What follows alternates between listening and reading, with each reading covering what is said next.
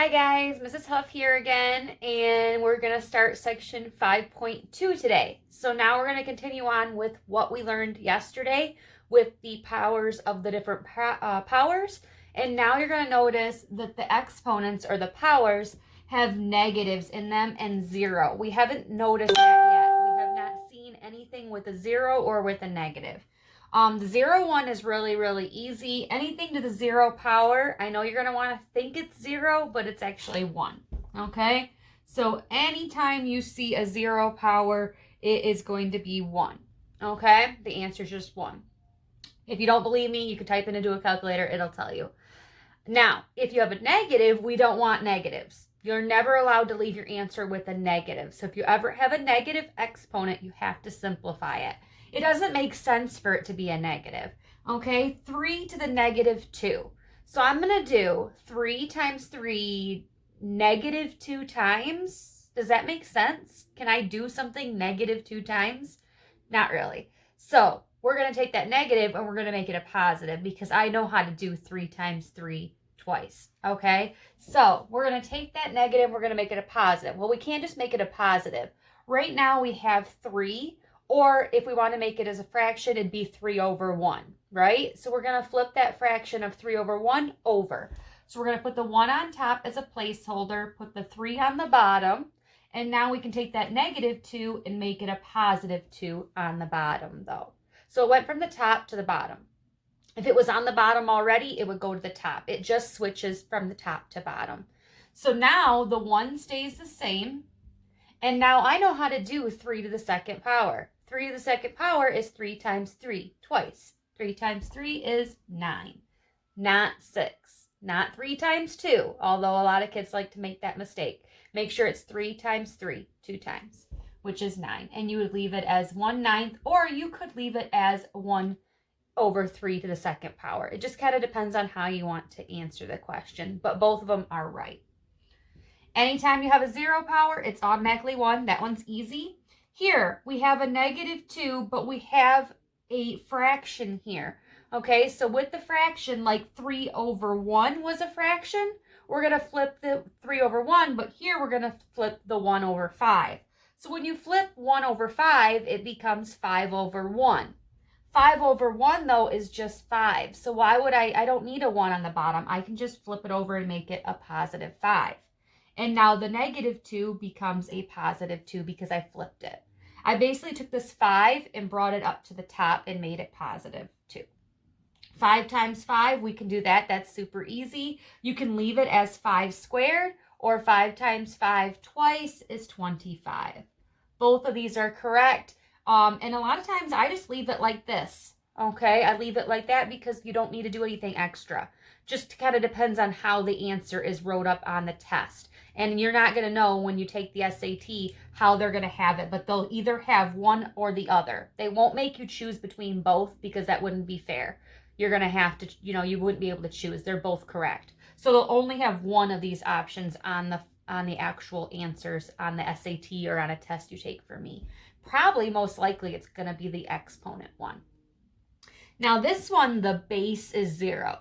When the exponent is 0, the answer is 1. But when the base is 0, this doesn't work.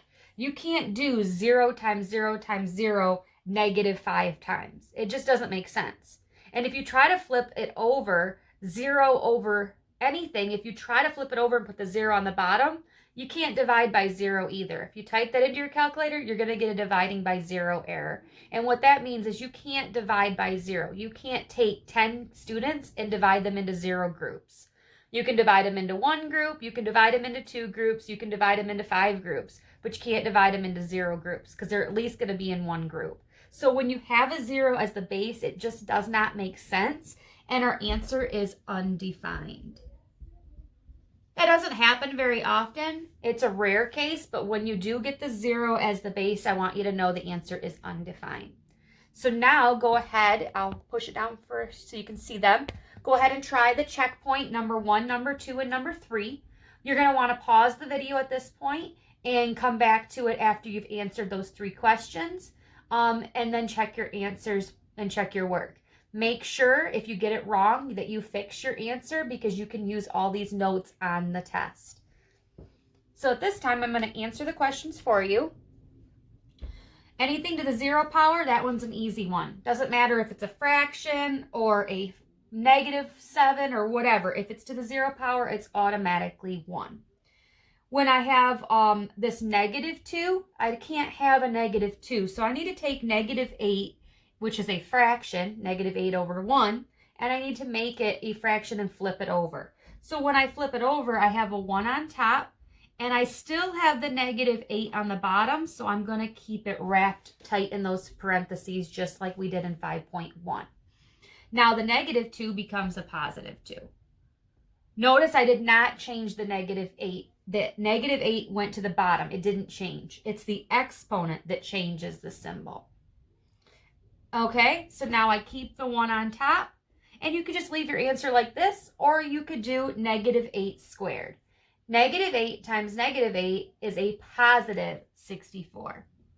Both of these answers are correct, and you'll just have to see on your test question how it looks. They'll only give you one answer. And the last one, we have the negative, but it's on the bottom already. So 1 over 2, I'm going to flip. Well, when you flip 1 over 2, it becomes 2 over 1, and 2 over 1 is just 2. So I'm going to clean it up and just write it 2. And now that -3 becomes a +3. And again, you're probably going to just want to leave it like that. But if you want, you could always do 2 times 2 times 2 3 times. 2 times 2 is 4. 4 times 2 is 8. The answer is also 8, not 2 times 3, which is 6. And that's where kids usually mess up. And they sometimes make silly mistakes like that. So I would just leave it as 2 to the 3rd power. But you could say that it's also 8. If you have any questions with that, let me know. I'm going to pause and go to the next section. Okay, now we're back for the next part. And the next example is going to be using those powers that we learned from yesterday. So you see that the bases are the same. We keep the base of 6. And yesterday we learned when the bases are the same, what do we do with the exponents? We added them. So we're going to add them just like yesterday. But we have a -4 plus 4. -4 and a +4 make 0. And today we learned something special about the 0. What do we do when we have the 0 as an exponent? The answer is 1. So all that reduces to 1. Okay, next one. Power to a power. We keep the base of 4, and we learned yesterday about power to a power. What do we do when we have a power to a power? Yes, we multiply. So -2 times 2 is -4. But we learned today that we're not allowed to have a negative exponent. So if we want to keep that 4 as the base, which is really 4 over 1, we're going to flip it and make it 1 over 4. We're just going to put the 1 on the top as a placeholder. And now the -4 can become a +4 on the bottom. And you can just leave it like this, okay? Or you can choose to go further and figure out what 4 to the 4th power is. It's actually 256. So if you wanted to do 1 over 256, you could. But most likely, it's going to just stay this with the exponent there. Okay, because this would require a calculator. I usually try not to have you do anything on this that you need a calculator for. So I would just leave it as 1 over 4 to the 4th power. Part C, the 3 has a negative exponent and it's already on the bottom. If it's on the bottom, it goes to the top. If it's on the top, that's when it goes to the bottom. But it's already on the bottom, so it's going to go to the top, and we don't need the 1 on the bottom. 3 over 1 is just 3, so we're going to leave it as 3. Now, the -4 can become a +4, though. And again, you can just leave it like this. Keep it as 3 to the 4th power. Otherwise, you're going to have to do 3 times 3 times 3 times 3 4 times in your calculator and trying to figure that out.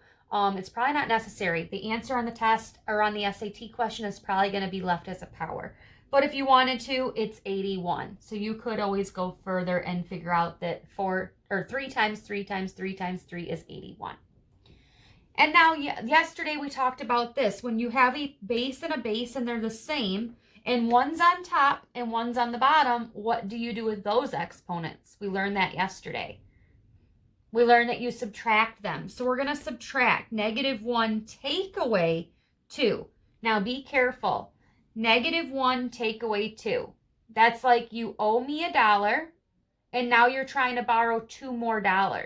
How much money are you going to owe me? You're going to owe me 3. So you're going to be -3. You're going to owe me 3. So make sure that that's a -3. Now, are you allowed to have a negative exponent? No. So we have to go back, and anytime we have a negative exponent, we have to make it a positive exponent. So to make it a positive exponent, we're going to put a 1 on top as a placeholder, and we're going to put it in the bottom. Now that -3 is allowed to become a +3. And again, just leave it like this. 1 over 5 to the 3rd power. If you wanted, you could do 5 to the 3rd power, 5 times 5 times 5. It's not 15, guys. It's not 5 times 3. It's 5 times 5 times 5. So 5 times 5 is 25. 25 times 5 is 125. So it's actually 1 over 125. And rather than make that mistake and possibly make a mistake on the test, just leave it like this. Okay? It just makes it a lot easier. I'm going to pause it. We're going to go on to the next part of the section 5.2. Okay, here is where we're going to put all of them together, everything you learned from yesterday and everything you learned from today, and really see if you understand everything. So, we're going to have the 3, and just like yesterday, the 3 is going to go to everything. The 3 is going to go to the 2.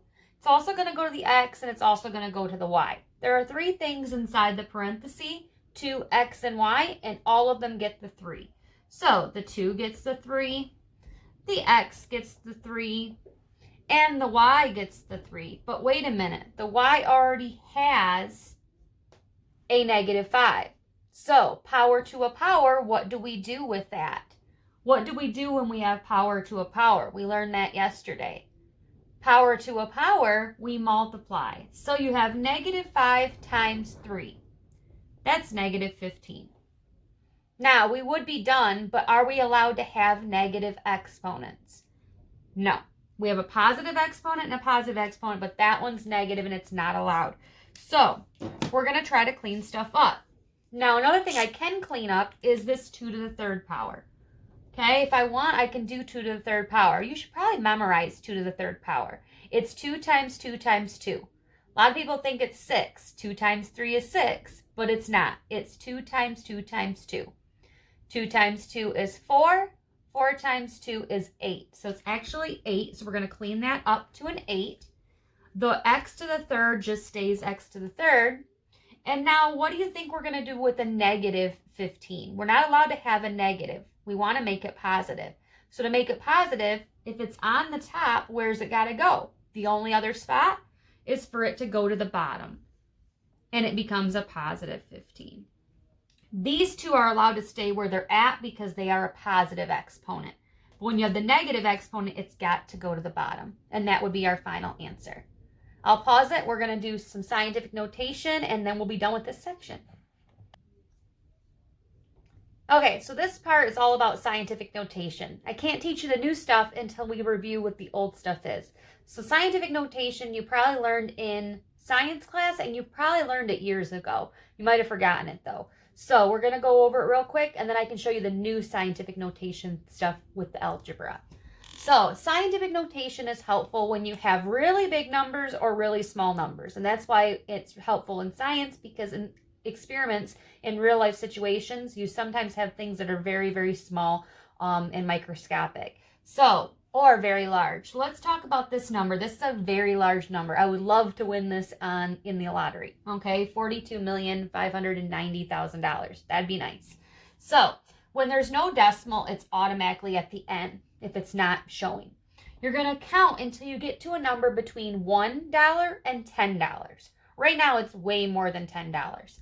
I need to keep moving my decimal until I get to a number between $1 and $10.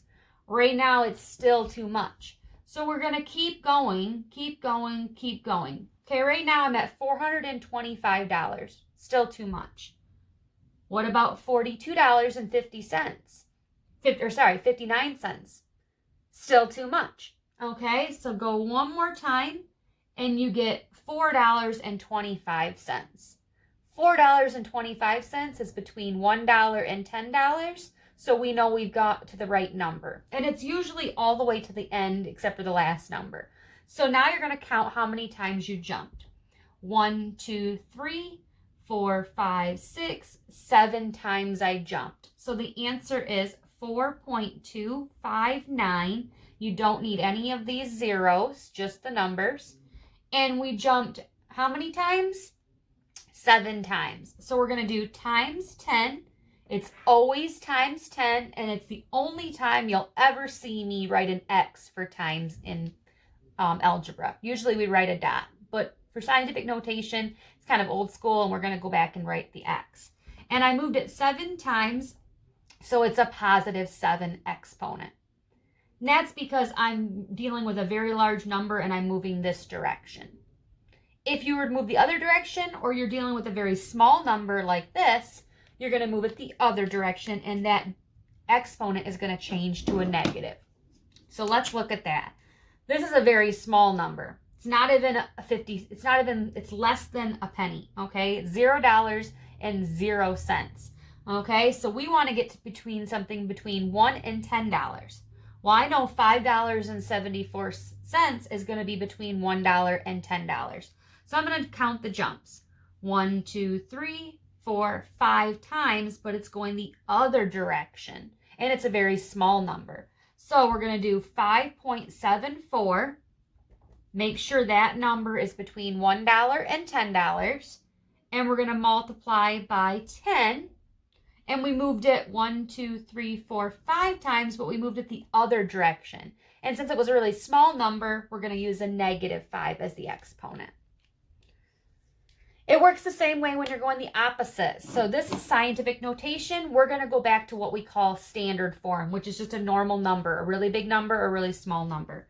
So this is going to tell us, since it's positive, this is going to be a very big number. And since this one is negative, it's going to be a very small number. So we already have a heads up of what our number is going to look like.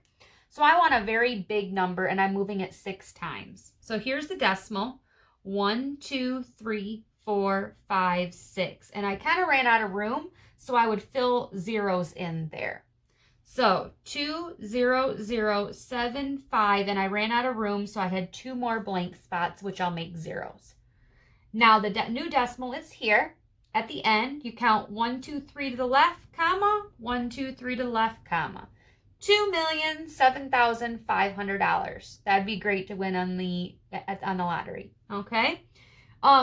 Notice it is not 6 zeros. It was 6 jumps. A lot of times kids like to put 6 zeros on there. Make sure you're just counting 6 jumps. And we're going this way to make it a very big number. So it's opposite of what we did up here.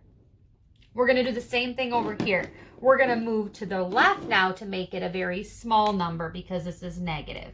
So you're going to start here and you're going to move 1, 2, 3, 4. And I ran out of room, but I have 1, 2, 3 zeros up in front. So 0.001685. And now you can put a big 0 out in front if you'd like. Do not just assume that it's 4 zeros. Although here it is. Here, it was not 6 zeros, okay? So that was just kind of a coincidence that it happened to be 4 zeros. So it's counting the jumps, not the zeros. But if you do jump and you have a spot where you don't have a number, you can fill it in with a 0 as a placeholder. I'm going to pause it, and then we're going to look at the new, more involved algebra problems involving this scientific notation, and that's all we've got left for today. Okay, so this is the last part of section 5.2, and this is kind of the fun part where we put everything together. We put the scientific notation and the properties of the exponents all together that you learned in the last 2 days. So I'll move it so we can see the first question a little bit better. So we have a scientific notation number and another scientific notation number, and they're next to each other, and we see the bases are the same. So what we're going to do is we're going to take these 2 numbers. Now, what do you think we're going to do with those 2 numbers? We have a parenthesis in the middle. Parenthesis means multiply. So we're going to multiply those 2 numbers. So at this point, you're going to want to get out your phone or calculator and multiply those numbers together. You get 14.45 times 10. It's always times 10 in scientific notation. Bases are the same. What do you think you're going to do when the bases are the same? We keep the base. And what do we do with these exponents? We learned that yesterday. We add them. So we're going to add them. 2 plus 6 is 8. Next problem. Same thing here. We've got a 2, and we're going to give the 2 to both things. We learned that yesterday.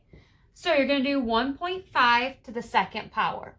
1.5 squared in your calculator, or you can do 1.5 times 1.5 if you don't know how to use the square button on your phone. 1.5 times 1.5 is 2.25 times 10. It's always times 10 in scientific notation. And what are we going to do with the power to a power? Yesterday we learned power to a power rule. -3 and 2, we're going to multiply them. -3 times 2 is -6. And then the last one, we have two numbers here. And we remember when we have the base the same, we learned about that. But when the numbers are like this, top over bottom, that means to divide. Okay, so this is a division bar. It's a quotient. So in your calculator, you're going to do 1.2 divided by 1.6. And you get 0.75 in your calculator. Now, it's always times 10. I'll move it so you can see. It's always times 10. And what are we going to do with these two numbers? When one's on top and one's on the bottom, and they have the same base, we keep the base. And what did we learn yesterday? We learned that you take these two and you subtract them. 4 take away -3. Now be careful. 4 take away -3 gives you a double negative, which is basically like adding. 4 plus 3 is 7. So your exponent is 7. Now the only thing you have to remember, and you normally would be done for all these problems, but you do have to go back and double check your answers because there's one really important thing. This number here before the times 10 part has to be a certain thing. If you remember from earlier, it has to be between $1 and $10. Now, $2.25, that one's good. It's between $1 and $10. But is this one okay? $14.45. Is that between $1 and $10? No, it's too big. So we're going to move the decimal over just like we did in the last section, and we're going to have $1.44. Now that is between $1 and $10. And we still have times 10, but what do you think we're going to do with that exponent? We moved the decimal one more time, so what do you think is going to happen to the 8? It's going to bump up to a 9. Now our number is in scientific notation because this number is between $1 and $10. This is a rare case, but it does happen. Most of the time, you'll get a number like this between $1 and $10. But if your answer is not between $1 and $10, you do have to move it. Same thing with down here. I'll move it so you can see a little bit better. Is 75 cents is $0.75 between $1 and $10. No, it's too small. So now we have the opposite problem. Instead of it being too big, it's too small. We have to move the decimal over the other way to $7.50. Now it's between $1 and $10. But what happens to the 7? What do you think is going to happen when you move the decimal the opposite direction? Instead of going up 1, it's going to go down 1, from 7 down to 6. And now that is our final answer. I purposely showed you two of these that are rare, but they are rare cases. They normally would not happen this often. Out of all the problems you do, you might see one rare case. Most of them are going to be between 1 and 10, but just keep an eye out for that. So now at this point, you should be able to do all of the 5.2 exercises and worksheet. Go ahead and answer those. And if you have any questions, again, reach out to me, let me know. And everything is due by Friday. I hope you have a good day.